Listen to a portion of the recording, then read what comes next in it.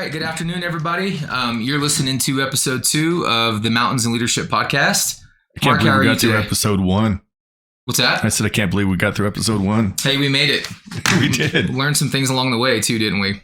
Oh, man. It's hard just sitting there listening to yourself. And now we have these cool little foam spit guards on our microphones. And, we know where to sit on them. We probably should have done a test video beforehand, but I'm very thankful that it went well. And we're getting some good feedback on the podcast from last week. So absolutely. And guys, sorry about all that echo. There was a lot of echo on, here we are doing this. There was a lot of echo on Mark's microphone. So we made some adjustments. Anyhow, when you watch yourself, you learn that you say a lot. That was my learning from last time. So or you mumble. I mumbled a lot. I had no idea. I did not enunciate. Well, give yourself some grace. I think we'll just continue to improve over time and we'll get there. But right. Laziness. Yeah. So we don't want to be lazy. No, that's where I felt like I sound like a lazy talker. I was like, we're just going to get some marbles out of my mouth there over here. All right. All right. So, so I guess what should we do? A recap of last time. We talked about the power of words and we kind of went through who we are, our backgrounds and stories. And so that was good to kind of get everyone acquainted with who we are. Just to reiterate that, guys, we are a business leadership podcast and seeking to help other people leave a good legacy and to show you how to do that. And so hopefully the content you find here is valuable. Speaking of last week's episode and legacy, so I have an 18-year-old daughter living with me, my last child at home, right? Right. So I shaved my head in the shower. In case you guys didn't know, I'm bald. That's what this is. Has no hair. So I shaved my head in the shower. Occasionally, like the razor blades are so sharp that you just don't catch that you've cut yourself until you're rinsing your head off and the soap gets in it. It's like, oh my goodness. So I'm getting out of the shower. I get it all dried off. I see the blood on the towel, but I can't see it because it's on the back of my head. So I texted my daughter. I said, I need you to come in here. She says, what for? I said, I cut the back of my head and I can't see it. So she comes in and takes this bottle of Second Skin, which we use on thumbs, fingers, stuff like that. And she just wipes it on the cut on the back of my head. And I was like, ow, that stings. And she goes, yeah, it'll stop hurting when the pain goes away. I've said that to her since she was such a little kid. Now I'm getting it back. So it's like everything reverses. The words we say. Words we say, man, they matter. I think today, you'd mentioned last week, Mark, that we are the sum total of the 5 most people we hang around with. And that got me thinking, we should look into that some more. And so I took the liberties of actually going online and doing some research. And I found out some really interesting stuff. It turns out that you're not the sum total of the 5 most people you hang out with. It's a lot bigger than that. It's actually 3 degrees away from you even has an impact on you as an individual. And so today's podcast, I thought it would be cool if we could just maybe go through the idea of who you have in your life. Who do you have around you, whether it be in business or in life in general? And I think that as you begin to build your tribe and think through those things, that it's not only important to vet those people and who you give access to your life, but it's the people that they allow access into their lives. And so there's a study that actually I went and looked at and some other information that we'll go through today. But nice. Do you think those are different tribes? Do you think business, personal, relational, do you think those are different tribes? Do you keep different circles or do they all kind of intertwine? I think that it depends on the season you're in. Okay. I think in some seasons that those things can overlap. And I'll give you an example. So like a young professional, they are more than likely going to intertwine their friendships with their professional relationships. Mm-hmm. And so their tribe is going to be intertwined. However, maybe someone further down the road in life, maybe they're a little bit more isolated and they have, say isolated, not isolated, but the tribe that they have their family. They're going to have very close friends and people that they allow access to that family. And then maybe there's a little more delineation between the personal and the professional. And so maybe there's a couple of different tribes there, and those are managed differently depending upon the season that you're in. That would be my answer to that. I think I'd agree with you because, like when I was raising my children, my younger children, I had this amazing mentor. He was also my accountability partner and my associate pastor. Actually, the reason I wound up moving to Grand Junction, Colorado is because he took over church over. But his name was Rob Story. He was a retired lieutenant colonel from the Air Force, 7 kids. He and his wife had a fantastic relationship. Okay, I want to be a dad like this guy. But then as I got out of raising my kids, now I'm like really concentrating on business. Mm. And I'm starting to put more business minded people and more spiritual minded people into my life. And because I'm not in that season of raising kids. So I think you're right. Awesome. Yeah. I'm kind of in the mix. I have both and they intertwine a little bit at different places. There's different touch points, but I think really at the end of the day, what I'm getting at is there is a lot of value in putting a lot of time and thought into who those people are. And if you're stretched too thin, if you've got too many people, too much noise in your life, that's not good either. So I'm not advocating for that. But what I am talking about is this idea of who are you pursuing? What relationships are you pursuing and why are you doing that? If you're one of those people that's just sort of floating along in life,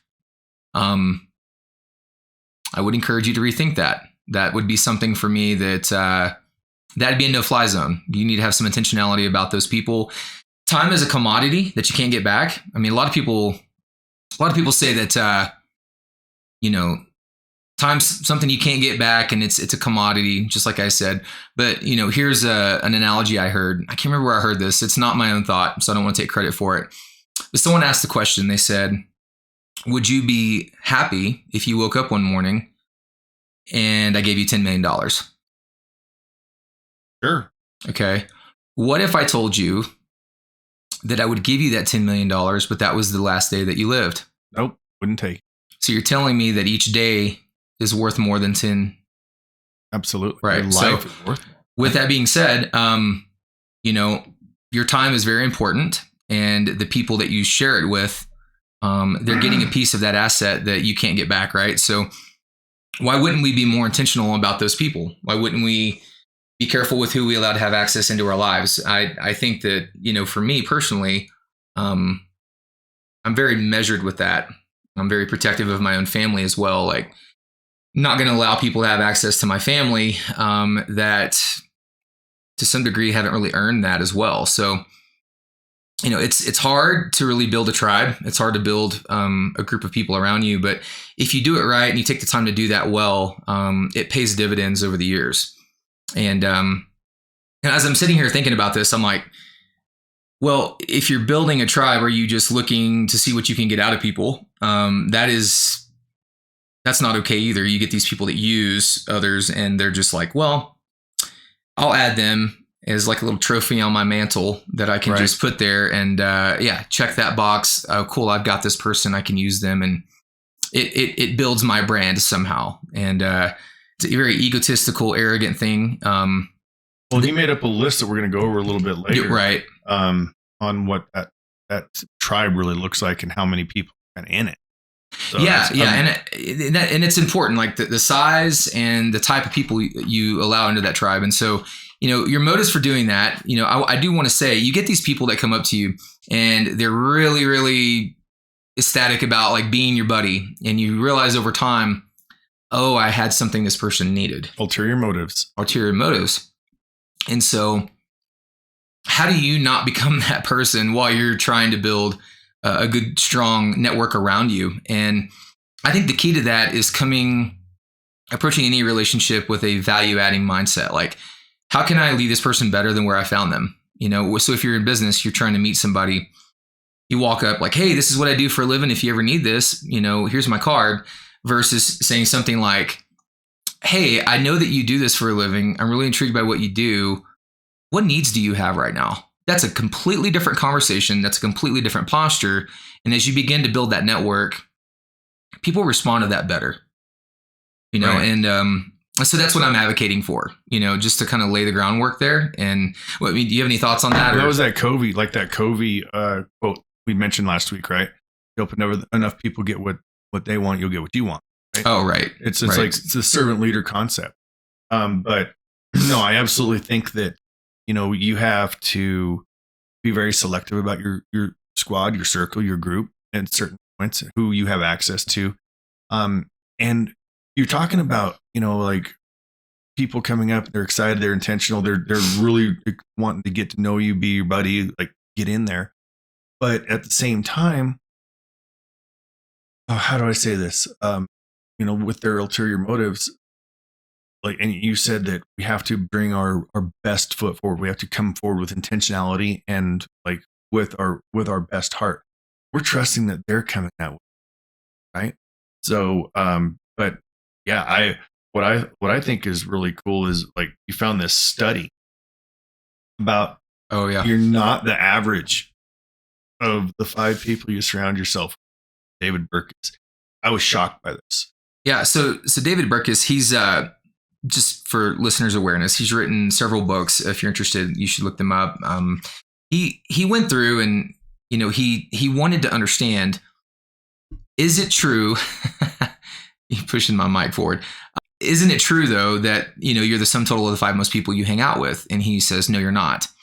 In fact, it's more than that. And so he goes on to reference an actual medical study that we'll get into. But here's some of the commentary from an article he wrote. I think it was May 23rd of 2018, actually. Here's what he says. So he's talking about this medical study. He says, according to the results, if a friend of yours becomes obese, you yourself are 45% more likely than chance to gain weight over the next 2 to 4 years. More surprisingly, though, they found that if a friend of your friend becomes obese, your likelihood of gaining weight still increases by 20%. So that person's, twice removed. And as they continue to go forward in that, even if you don't know that friend of a friend, the effect continues one more person out. So if a friend of your friend develops obesity, you're still 10% more likely than the random chance to gain weight as well. So that's 4 degrees. Well, I think it's 3 removed. Three degrees removed, technically. So friend. Yeah, absolutely. Wow. And so that's kind of interesting. And they go through this heart study, and just to kind of round that out more, they're talking about weight gain. I think they actually even look at people who develop a smoking habit as well. And there's some data to back that up. They did this study over 3 decades, 30 years. So this wasn't just like a random, we're just going to take random people and have this happen. Right. Well, and if you want to get into the study, actually, look at this. So they evaluated a densely interconnected social network of 12,067 people, and they assessed them repeatedly from the year 1971 all the way to 2003. And it's called the Framingham Heart Study. So if anyone wants to look that up, it was published. I want to say, let's see, what is the date here? It was 2007. 2007, July 26, 2007. There it is. Yep. But 32-year study. And so the statistical models to examine whether weight gain is if one person was associated with the weight gain of another friend or a sibling or a spouse or a neighbor, that's what they were testing. And they were using statistical models to do that. And so basically what they ended up seeing here is that there were discernible clusters of obese people within these social groups. And they're defining obese as greater than or equal to a BMI of 30. Yeah. And so they said that the presence of obese people were present in this network at all times and points. And the clusters extended 3 degrees of separation out. And so a person's chances of becoming obese increased by 57% if they were directly related to or had a friend. So if he or she had a friend who became obese in a given interval among pairs of adult siblings, if one sibling became obese, the chances that the other would become obese would increase by 40%. So it was a little bit less than if it was a friend, but it's still significant. And so if one spouse became obese, the likelihood that the other spouse would become obese increased by 37%. And so the effects were not seen among neighbors in the immediate geographic location. So like just because your neighbor next door is overweight doesn't necessarily have a relationship there. So it's just a true relational connection. Mm-hmm. And what they also found is that persons of the same sex had relatively greater influence on each other than those of the opposite sex. So that network matters. That it is. It does matter. It matters who you have around you. It matters what you're doing with your life. You really do have to be careful about who you really let through the gate. I mean, I hate to be cynical, but it really does. I mean, but we also ride that fine line of getting sucked down the rabbit hole ourselves, right? And seeing what happens and where we go. So I find this interesting because, I had no idea it was, that your friend's friend could be influencing your life. Yeah. And it's, what it basically says is that, at least the way I'm reading this is, those people you give access to your life, before you give them the access, maybe look around them, the people that have access to theirs. Check their circle out. Yeah. Check your circle out a little bit. Do your due diligence with that. Don't be lazy in that. It's important because at the end of the day, like we impact each other more than we realize, I think. So, along those lines though, it's like, okay, great. So build yourself a good network. Okay. How do you do that? Right. So we know that it's significant. We know that, you look at the different income studies, like people within a certain income, like your average is plus or minus a certain amount. I think I remember reading that somewhere. I mean, this heart study, they have further evidence that goes into the smoking aspect. So it's behavioral, it's addiction. It's not just the weight gain and lifestyle, things like that. But it does point to a lifestyle. It points to decisions that you're making. It points to the income levels that you achieve. Things like that are all related to that network around you. So, I think really, you need to understand that who you're allowing around and who they're allowing around is important. So I don't want to beat a dead horse on that, though. And they say that the cream rises to the top, right? Cream rises to the top. There's my enunciation thing. I just caught myself in my own ears. The cream rises to the top. But, I've wrestled since I was 5 years old. And that's just something that I truly excelled at. It became more of an escape for me, to be honest with you, but it was also something I was very good at. But there's a saying in wrestling that if you're the best wrestler in the room, you need to find a different room. So if you want to continue improving yourself, maybe it's time to cut some people loose too. Yeah, potentially. And, I want to bring up something that I've heard before, and I actually want to just have a little bit of dialogue about that. So if you ever heard someone say, soar with the eagles, not with, whatever. Oh, with the turkeys? Not with the turkeys. Yeah, fly with the turkeys, or fly with the eagles, not with the turkeys. I don't agree with that necessarily. I want to push back on some things because there should be people in your life that you're hopefully helping along the way as well. Like, if you just look at someone, you catalog them in a given value, you kick them to the curb, and you're like, no, you're not in my tribe. Sorry. That's a very short-sighted, kind of an arrogant definitely approach. So, I think there's a bit of finesse to understand how to do that properly. And I think there's a lot of wisdom to understand that, hey, maybe flying with the eagles isn't necessarily the wisest thing to do all the time. Although it sounds really great. And in America, that's like a thing, like, oh, let's, fly high, right? Like, yeah, like go pursue excellence. Yes. Like be all you can be, do well, fight hard, work hard, do what you need to do to be squared away and to handle your business right. But at the end of the day, like make time for those people that may benefit from your mentorship. No, I can't disagree with you at all. So it's a both and. And with that being said, I think you can have those relationships with people that you may not necessarily give them certain levels of access into your life. I think that's a good thing. I think there's wisdom if you are going to be a mentor and understanding how to do that properly. Because if you don't know how to set the boundaries, you're not going to be a good mentor either. You need to be able to teach that person how to set boundaries themselves, right? As you're teaching them to grow. And so, those are things that I think relate to what we're getting at here. Right. And I wrap this back to my my men's group that I lead on Thursday, Bibles and Beers, right? So I have guys in there that a couple of them that I absolutely look up to financially, spiritually, whatever. A couple of guys that are fairly equal to. And then I've got I'm leading a bunch of guys along the way to get to a better place. So it's kind of like the whole gamut, if you will, and all of the aspects of it. But yeah, you're right. Because if we're not investing in other people, we're not truly being a servant leader. But I would say that having the people around you, the right people around you, again, right. You got to have your circle. It pulls you in a better direction, regardless. Yep, just going to tie that back to what we're talking about. And Pastor Rob, the one that I said mentored me, he walked through that with me. Yeah. What did Pastor Rob say? Oh, like we would sit down and talk every week. Full disclosure, I don't know Pastor Rob, guys. Right. No. So I love this guy, man. He was like so amazing. And besides my wrestling coach, it's probably the closest thing to a father figure I've had.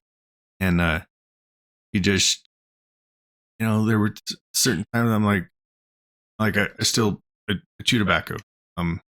Cut back significantly, but I've chewed tobacco since I was 4 years old. And one day he walked into my office. We were just going to have coffee like we did every week.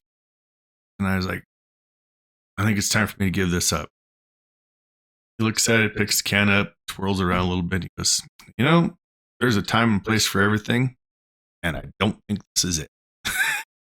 The guy was just as real as you could get, right? Mm-hmm. But his beeper would go off and he'd have to go to the Air Force Base and write his last will and testament out and not know where he was going to go with his helicopter.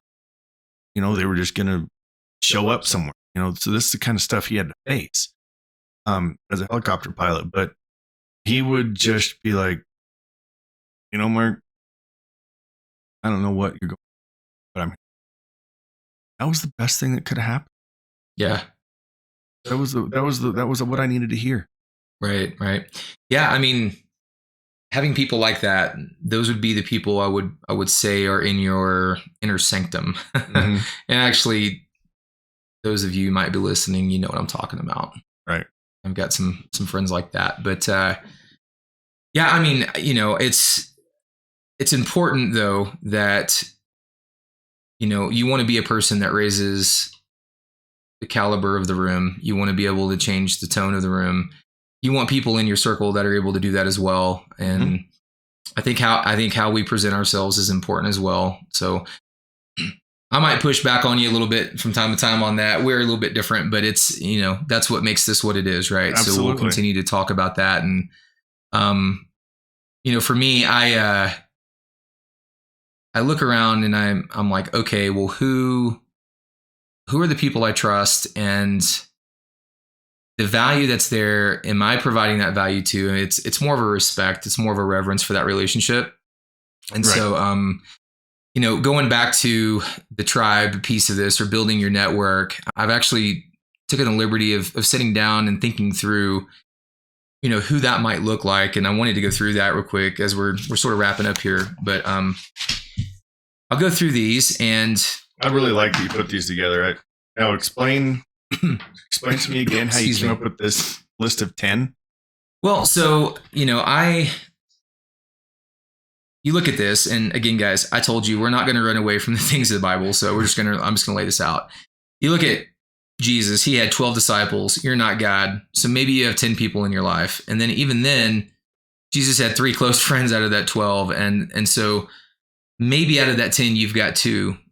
And so, we'll go through that. But these are the 10, whether you're in business, whether you're just trying to raise your family, whatever it may be, these would be the 10 people as you're looking, for wisdom, and you're looking for people in your life to build in as people you're pursuing.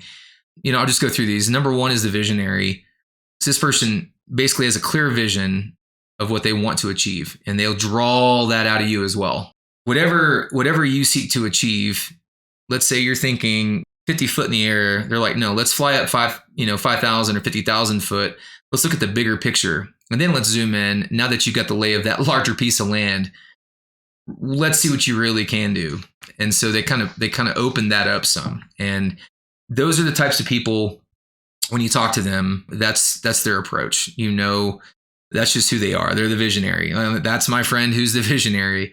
The realist, and I camp out here quite often. These people keep the visionary in check. Yeah, I can see that. The realist keeps the visionary in check. I mean, they're well grounded. They just help you see things the way that they are. And, and so they're valuable because you got to do things in a certain order. I mean, and no one says you have to be cookie cutter, but at the end of the day, it's great to be a visionary. But if it's not practical, what you're envisioning, why would you set off in that direction without thinking all of that through? So the realist sort of helps you do that. I'll speak to this from a visionary's point of view. We see the realist as negative. Wow. Yeah. You're just raining on my parade right now. Well, man, I didn't want to be negative earlier, but that whole thing, when you're working with your guys, Bibles and beers, I would encourage them to just let's cut the language out of it. Yeah. That's just me being the realist. No, and that's one of those things that we typically don't. But when somebody does and they're coming in pain, we're not going to beat them up for it. Yeah. No, I'm with you.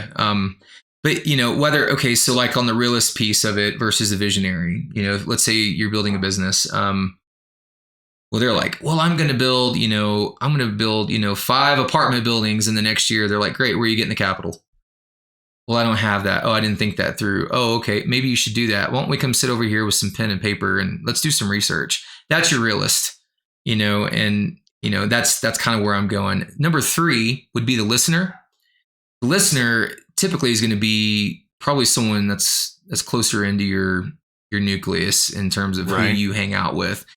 These are the folks that are, for me, this is my wife and maybe just a couple of close friends. They're like a sounding board. They will sit there and listen, and they'll let you just mentally process out loud. And there's times when you need to mentally process on the inside. Other times it just helps to kind of get it out and hear yourself say it. These are the people that will sit there and have that conversation. Really, they're just kind of listening to you have that conversation. And they're so talented at it that sometimes you find answers to your own issues. But they do it in a way, I call it silent wisdom. that the way that they are, you can see the look on their face. You know them well enough. The listener, that's somebody you need around you. Another one, this is an important one here, especially in the world of business, but Definitely. The connector. So number 4 is the connector. I actually know a guy like this, and he knows everyone. He's probably 1 to 2 degrees removed from just about everyone around. And, I was talking to him about this nonprofit that I'm trying to get off the ground. And, we were talking about having this musician come in, and I said, I don't know how to get a hold of him, but it would be really great. And he goes, oh, I'm 1 phone call away. We could just possibly get him on the phone. I'm like, how do you do that? And, he's like, man, you just got to have conversations with people. And he's just a very jovial guy, but, the connector can get you to connected to people that you never thought possible. And those people you need to take care of, because I feel like sometimes those connectors often just get used a lot, and they pour out quite a bit for people. And then people aren't really pouring back into them. So they also don't always put all their cards on the table too. So you don't necessarily know what they have going on unless you ask them.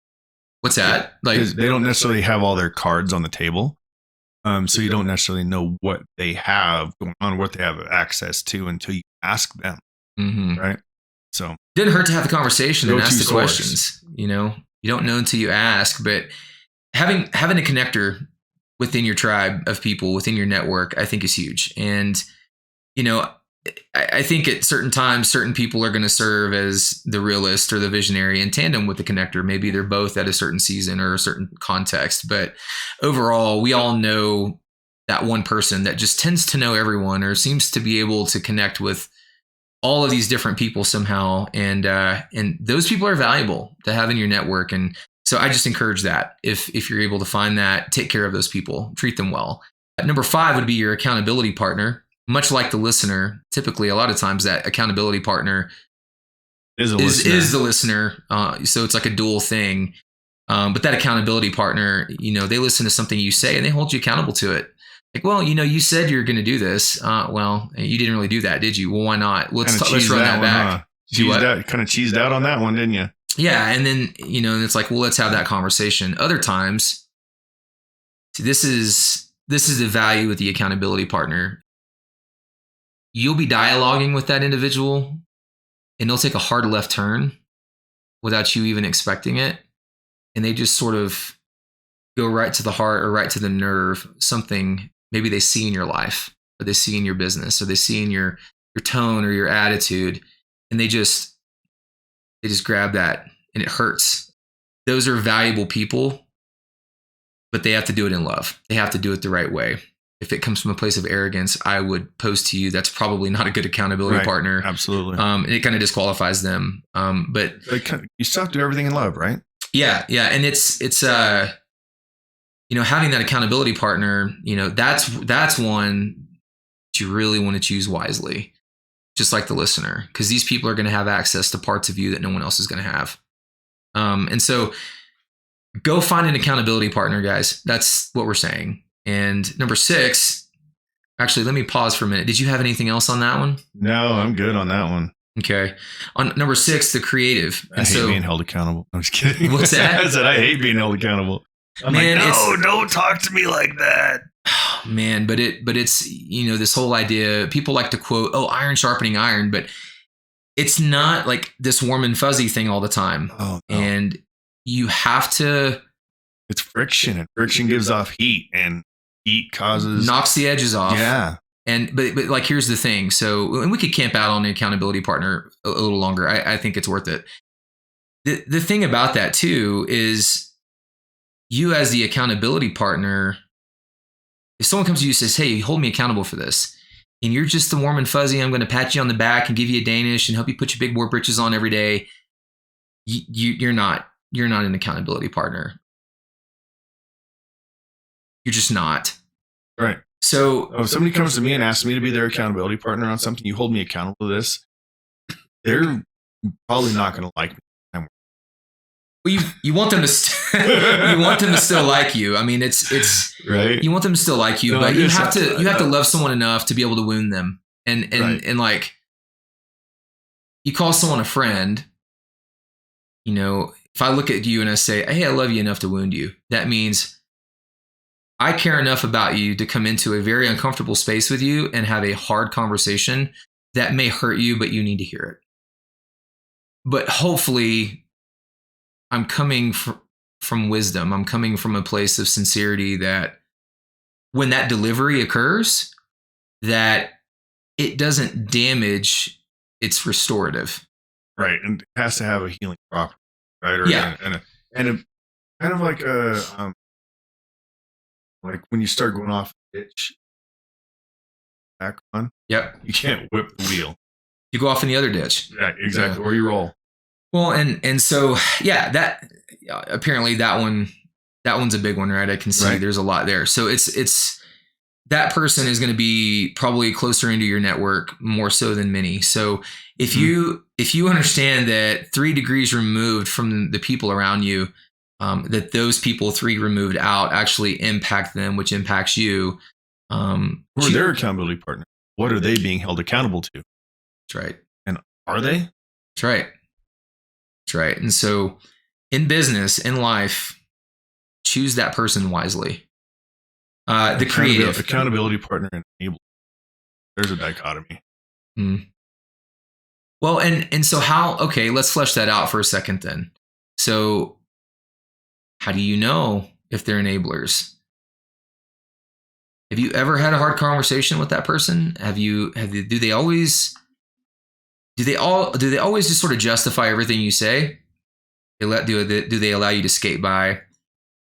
You may have an enabler. Right.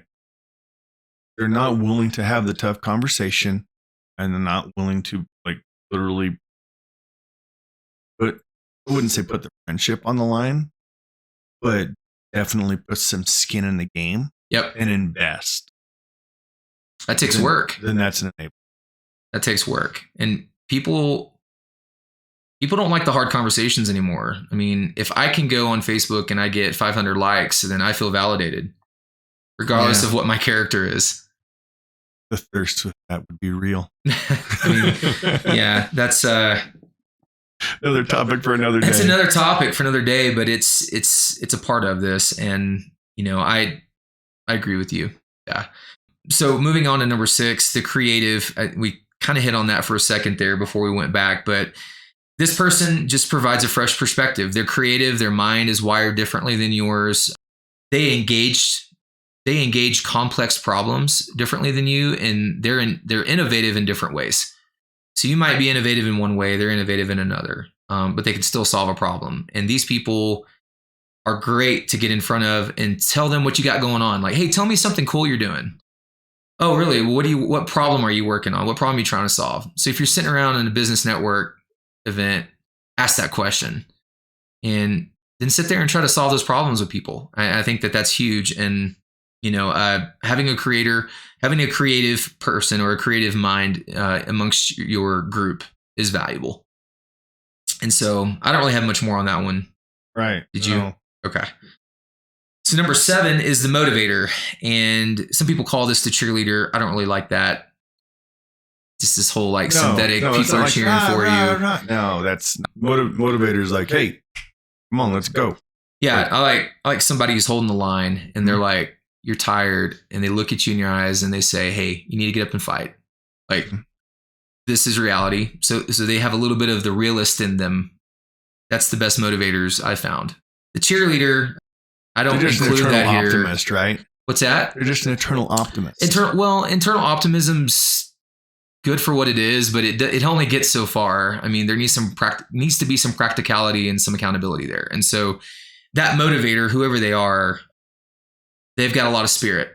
And just so people know, Patrick comes from a very, we both have similar backgrounds, and then we kind of diverge at a crossroads where we got into our careers, where he took the analytical side, the engineering side, the assessment side, all that stuff.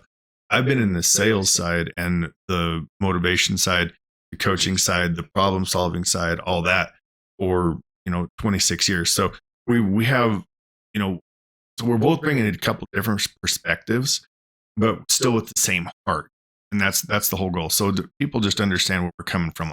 It's not like we sit here and go, well, I'm going to say this and you're going to say that. We genuinely are saying everything we're saying from the heart, because that's what we want this to be, as a genuine conversation. Yeah, and we want to have some order and things outlined, but at the end of the day, we want to be real with you too. Like, we don't want to sit here and be fake. We're just going to read this and then, okay, guys, goodbye. I mean, these are thoughts that have been prepared ahead of time, and as you see, we will disagree with each other back and forth, but still coming from a good place. But yeah, no, so where was I at? We were on the motivator and talking about this idea that rah, rah, rah, happy clappy all the time. I don't want that. That's not a motivator. Like in your business, if you're the CEO and everyone around you is, oh, great, happy clappy, you're great all the time, you're in the wrong room there too. And if you have surrounded yourself with people that are too scared to tell you the truth and be motivating in a way that's like, hey, listen, this is a problem. We got to get motivated. We got to fix this. Like, have a little bit of realist flavor to their motivation. The cancer is never going to find a cure, right? It's just a room full of cancerous people that are just okay with cancer. Yeah, that's about it. If you don't solve that problem, if you don't do something different, right? And that motivator is the kind of person that will bring that forward. They will say, hey, I'm motivated. I see a lot of potential here, and here. We're doing these things right. We need to tweak some things here. Let's get motivated. Let's make this happen. That's a different type of cheerleader than somebody who just stands there with pom-poms and saying, oh, it's all great. Good job. You go. Now, you do need that person to be like, hey, I believe in you. You do need someone to believe in you. I mean, I could argue against that technically. I don't care if anyone believes in me or not. I will go after something full on, tackle it, and handle it. Yeah, and I'll get it done. I'm the same way. Like, that's again from wrestling. You're out there by yourself. But it makes that process a lot easier when you do have those people that have your back, that are motivating and kind of pushing you forward. They're focused on goals, right? So that's something I had here. And when the going gets tough, they ruck up and handle it. And they encourage you to do the same. Right. So the last 3, I'm going to just give those all at once because they all relate. So number 8 is a mentor. Number 9 is a mentee. And number 10 is a reverse mentor. So a mentor is what you would think it is. I mean, this is somebody who hopefully is already where you want to be. That you aspire to emulate. That you aspire to emulate, or you want to get to where they've been or where they are at currently.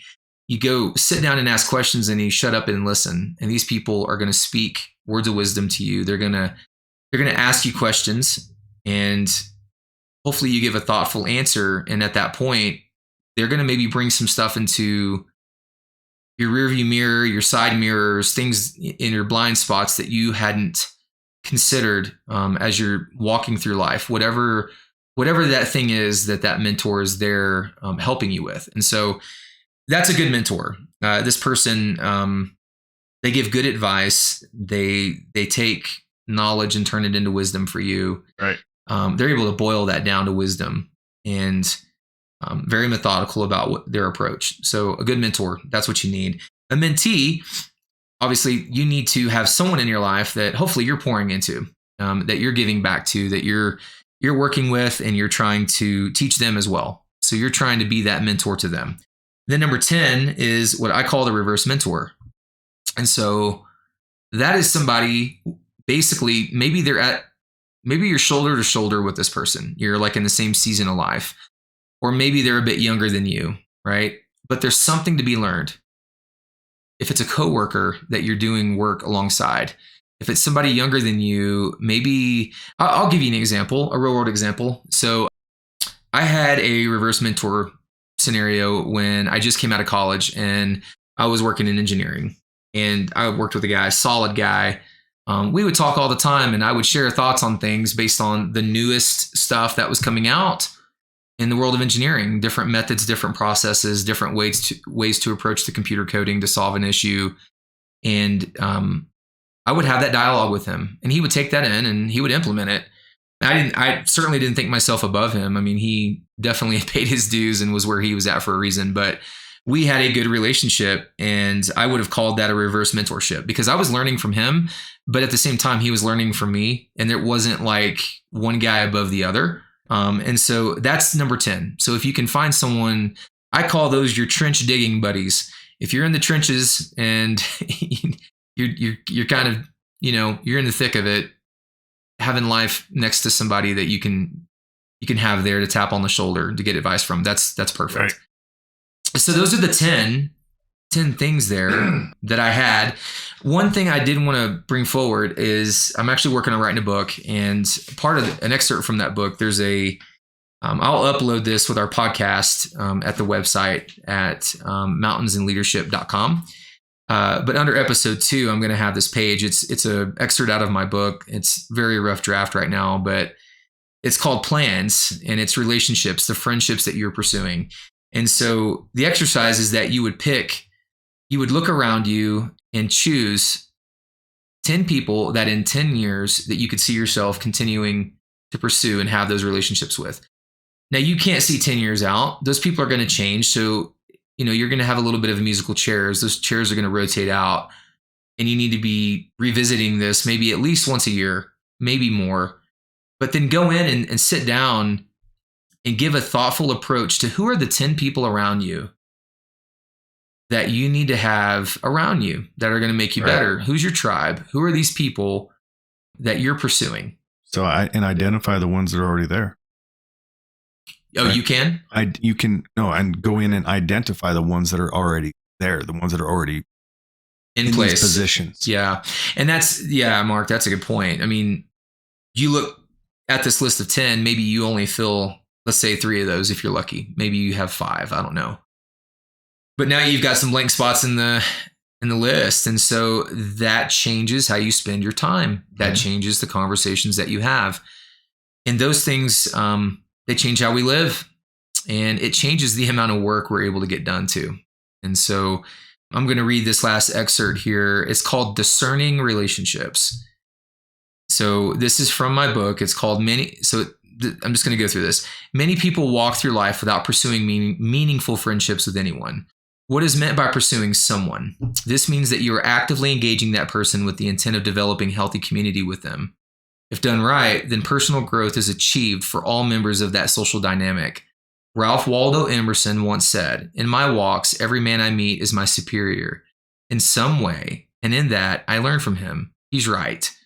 How will you pursue wisdom and accountability from others? How will you learn and grow, and what will that look like? Look around you and consider who you will intentionally pursue relationships with over the next 10 years. And so this is an excerpt from the book, and it actually has a list. I don't know if you can see that on the video there, but I will post this. If any of you are interested in having it, it'll be there to download. And if you can't find it from some reason, just send me an email at psmith.sgg@gmail.com. I think you should also post this. Oh, the actual list? Yes. Yeah, I might put that in a blog. Yeah, that sounds of good. the 10 people. Yeah. So yeah, guys, so I'll get that uploaded. We'll put that up there. But that's all I had for today. Right on. Well, I guess we'll figure out what we're talking about next week. But thanks a bunch, and I think we've improved a little bit. We'll get there over time. We're getting there. All right, All right, guys.